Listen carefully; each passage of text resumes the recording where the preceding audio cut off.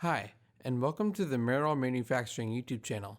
Today, we'll be showing you how to fix a leak out of the nozzle on our Any Flow, C-1000, and M-2000 series hydrants. The procedure is identical for all three.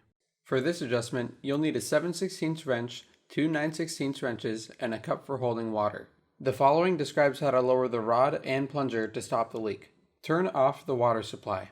Then remove the lever bolt and nut with the 7/16 wrench, followed by the lever handle and draw straps.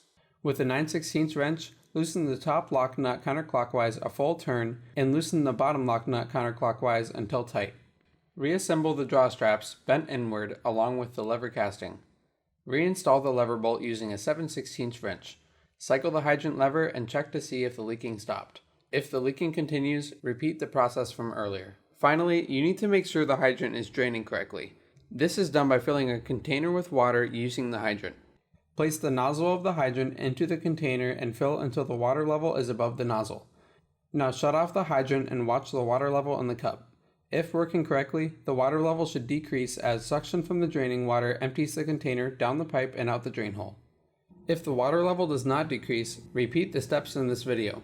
This will lower the rod and plunger, and the hydrant should drain properly. For questions, products, or further information, we can be found at merrillmfg.com, called at 800-831-6962, or you can find us on Facebook at Merrill Manufacturing Co. Thanks for watching.